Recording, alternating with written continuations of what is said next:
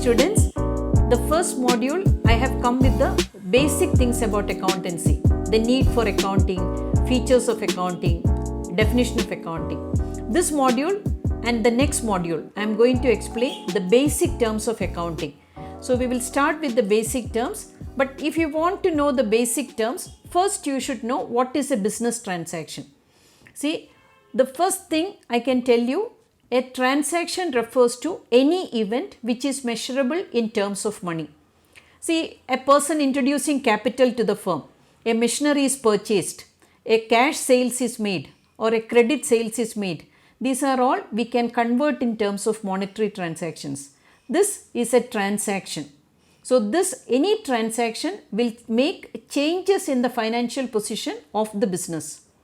Now, if you are purchasing an asset or any business transaction, other examples I am going to give other examples of business transaction, that is capital introduced in the business, cash purchases of goods, cash sales, loan taken from financial institutions, issue of shares, repayment of loan, discount allowed, discount received, all these are business transactions. Now, but some examples I am going to give, these are not business transactions. I will tell you that sending price list to prospective buyers, you are not sure who is going to buy from that. You are just giving an offer to the prospective buyers. It is not a business transaction. Next transaction is inquiring about the availability of raw materials from regular suppliers. You know that every business unit, they will have regular suppliers, that list will be there. So when they want a raw material, they will send that request to the suppliers. So they will give the quotation. Based on that, they will finalize. So it is just a starting process, it is not a business transaction. When they will finalize the dealer and they will enter into transaction, it will be a business transaction. But just by sending a list or just checking with the supplier is not a transaction. Now, similarly, inquiring about the price of an item. See, when we want to buy an item, we will check that different computer network we will check, or different sites we will check, and different forms we will check we will compare the price of the items. So that is also not a business transaction. Only when you will buy an item, then it will be a business transaction. Now, I am going to give two problems just to identify whether the following transactions are business transactions or not. These are just examples. So, first one is dismissing an employee from an office. It is not a business transaction. Second one is cash withdrawn by the proprietor for personal use. Definitely this is a business transaction and we will record in the books of accounts as drawings. Then purchase of goods on credit. Yes, this is also a business transaction. Proprietor died due to heart attack. This is not a business transaction. Conducting campus recruitment. No, it is not a business transaction. The making promise to a customer to supply goods. This is just a promise. It's not a business transaction. Next one is receiving orders for supply of goods. Just receiving order is not a business transaction. Placing an order for supply of goods. This is also not a business transaction. Expecting an order from abroad. These are all just expectations. It's not a business transaction. Marriage ceremony of the proprietor's daughter. It is not a business transaction. Took a loan from bank for the marriage of the proprietor's daughter. It is not a business transaction. Repaid the above loan using funds from the business unit. Yes, it is a business transaction because you are using business funds for repayment of the loan. Appointed an MBA graduate on a salary of rupees 50,000 per month. This is just an appointment. When you pay the salary for the first month, then it will be a business transaction. Next one is proprietor gave a gift to his friend from his own personal income. This is not a business transaction. Now the answers are given. Now we are coming to the second transactions. See, the second point I want to explain is about cash and credit transactions. The second point, this is very important for journalizing the transactions. See, a cash transaction meaning where cash is paid immediately. It's an example, it's a cash sales, it's cash is paid immediately. You are going to a shop, you are buying something, immediately you are paying the cash. It's a cash transaction. Whereas in a credit transaction, you are not making the immediate payment, you are just giving a promise. We will make the payment on a future date. So this you have to remember that cash and credit transactions are the basic things we need to identify the journal entries. So this is very important, a cash and credit transaction. So now I am going to give a problem where we can distinguish which are all cash transactions and which are all credit transactions. So bought goods for cash, it's a cash transaction. Bought goods from B on account, it is credit. On account meaning always you remember that it's a credit transaction. Interest received, it's cash transaction, you received interest. Interest due from bank, it is credit because you have not received it, you are going to receive it. Sold goods for cash, it's cash transaction. Sold goods to Joseph on account, it's credit transaction. To Joseph on account meaning I told you it's always a credit transaction. Rent due to landlord, it is not paid. Due meaning it's not paid, it's a credit transaction. Rent paid, it's a cash transaction. The word paid meaning it's a cash transaction. Charge interest to David, that meaning it's a cash transaction, already charged. Then started business with cash, it's a cash transaction. Now always I have given the solution also. Now we are going to the third term, assets. This is very, very important. Assets, if you see the definition, assets are things of value owned by the business firm. It can be asset, it can be purchase machinery, it can be trademarks, it can be copyrights, anything. It has value. So assets will enable the firm to receive cash or benefit in future. So that is the meaning of asset. See, for example, if a firm has got plant and machinery, that they will be using in the manufacturing process and they will be making the products out of that. So they are going to get benefit for a number of years. That is an asset. Please remember that word asset is derived from the French word assess, A-S-S-E-Z, which means enough. So examples, different examples, land and building, vehicles, debtors, investments, all these are assets. This is very important. This will, when we prepare the balance sheet, assets and liabilities. So it's very important to remember this term. Now we are continuing with that. Assets we are classifying into current assets and fixed assets. See, current assets you have to remember that we have to repay in 1 year. Within that financial year we have to repay. Cash in hand, cash at bank, debtors, bills receivable, all are current assets. Whereas fixed assets meaning it's going to remain with the business for a long term. Plant and machinery, land and building, vehicles, long term investments, these are all fixed assets. Now we are coming to the next important term, that is liabilities. So liability is derived from the French word L-I-E-R, lier, which means to bind. That meaning it's a claim of outsiders against the business. It can be capital, it can be loan from the financial institutions, it can be the credit purchases, creditors, the loan taken by from the financial institutions, anything, bills payable, bank overdraft, outstanding expenses, all these are liabilities.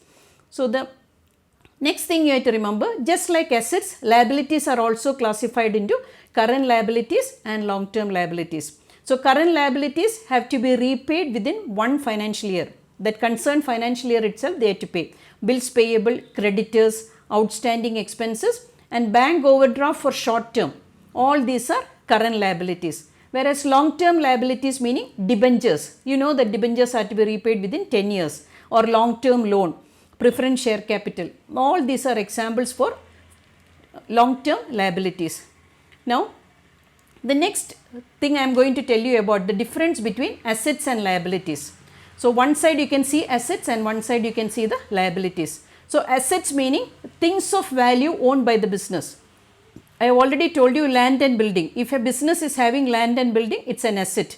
Whereas if a bank is having a loan from a bank, it's a liability. Claims of others against a business is a liability. Now assets accounts will always show the debit balance, whereas liability accounts will always show the credit balance. Now at this point you may not be able to understand between debit balance and credit balance, but you are going to learn immediately what is debit balance, credit balance and all. So just for the time being you make sure that assets will have debit balance and liabilities will have credit balance. Now assets will appear on the asset side of the balance sheet and the liabilities on the liability side. That's very important. Balance sheet has to tally, and assets we will write on one side and liabilities on the other side. Now another distinction is assets we can charge depreciation, whereas liabilities It's not depreciable in nature. Now, next point we are coming is debit. What do you mean by debit? Debit means an entry on the debit side of the left hand side of the account. Now, I am telling you the examples, but just you may take time because now the journal entries, the rules for journal entry, everything we should know that. So, I will tell you that just the meaning, now you understand for this just for the time being, you take it in the real sense, then again we are going to come with this explanation. What is debit, what is credit, what is journal. So, these are just the basic things to start with. So, this debit is derived from the Latin word debere, which means owe. In accounting terminology, account debit means an amount owed by an account for the benefit received by that account. In simple terms, word debit means the benefit received by an account. See, when you are doing a cash sales, we will write it as cash account debtor to sales. Cash is debited, that means firm is getting cash. So, that is the thing you have to remember for the time being about debit transaction. Whereas a credit transaction, if it is a credit purchases, we call it as a credit transaction. Credit means an entry on the credit side or the right hand side of the account. So, the term credit is derived from the Latin word credere, which means to believe. We are believing somebody and we are giving it on credit. The payment is coming at a later date. So, credit means the amount owed by an account for the benefit given by that account. Credit purchases. That entry we will write it as purchases account debtor to creditors account. If you are taking from X, creditors account debtor to purchases account debtor to X account. So, in other words, it means the benefit given by that account. So, we are getting goods on credit. It's a credit. Again, we are coming to these terms again, but just remember that debit and credit are very important terms in accounting. Now, the capital. This you know that you have heard that capital refers to money invested by the proprietor or the owner. So, capital always it's a liability by for the business to repay to the owner. If they are the capital is the liability towards the owners because they have introduced that capital. So, capital we are using other terms, owner's equity, proprietor's funds, net worth, all these are the terms for capital. Now, one more thing I want to tell you, this you are going to use in the balance sheet equation. We will be coming to this module shortly. So, you have to remember that accounting equation to calculate capital, how you can calculate at any point of time. The value of assets minus liabilities, because assets meaning what is owned by the business, liabilities meaning what the business firm has to repay to the others. So, the difference will be always capital. So, the next term is drawings. See, when a owner is doing business, when he is in need of money, what he will do? He will withdraw from his business funds. So, that is called the drawings. So, the drawings when he is taking money or taking goods, see for example a textile merchant, if he is taking goods for his family members, so that is drawings. Or if he is taking money from the business for his family expenses, then it is a drawings. This is very important, drawings also you have to remember. Now, the next two terms are important, solvent and insolvent. Now, solvent you know that, solvent meaning it is a business firm which is capable of repaying its liabilities at any point of time, or its assets are sufficient to meet the liabilities on time, or any creditors claims on time. That is a solvent company, or we can say that a solvent company is a financially sound firm. Whereas insolvent meaning just the opposite of that. You might have heard from the media reports which are all insolvent companies. It's coming every now and then in the media report who all are insolvent, who is declared as bankrupt in the court. So, that meaning insolvent, they are saying that their assets are not in a position to clear their liabilities. They are not able to repay the liabilities on time. So, if a business firm is declared as insolvent, that meaning proprietor's fund is not sufficient to meet the creditor's claims. So, then the court will interfere because we are declaring that decision, the company is making that decision in the court saying that we are insolvent. So, the court will appoint an official liquidator. Then the official liquidator will decide the proceedings further. Next is carried down, carried forward, these are the terms. So, the term carried down or its abbreviation C by D, this always you have to remember, is written in a ledger account at the time of closing the account. See, for example, you are closing the cash balance. You will write carried down because that means whatever the balance is there, you will write carried down. So, it indicates that balance in that account has been carried down to the next period. So, if you are closing on December 31st, So that balance, whatever is balance in December 31st, we are carrying it to the next year, January 1st. So the next term is related to that brought down. Brought down meaning carried down whatever you are showing the balance. Next year when you will write it as brought down. So the term brought down, or its abbreviation B by D, is written in a ledger account at the time of opening the account. See, I told you December 31st you are closing cash account, January 1st you are writing it again. So carried down, whatever is appearing on December 31st will be the brought down on January 1st. So it indicates that the opening balance as on January 1st. So closing balance on December 31st will be the opening balance for the cash account. So that is the carried down and brought down. Next two terms are also related. So carried forward. So the term carried forward, or its abbreviation C by F, is written at the bottom of a page along with the journal or ledger.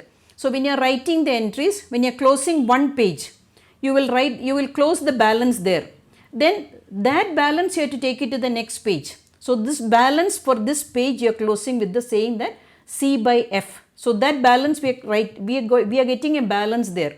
So it indicates that total amount at the bottom of that page has been carried forward to the top of the next page. The earlier example was about accounts. This is about the page entries. Closing with the carried forward, and the next one is brought forward.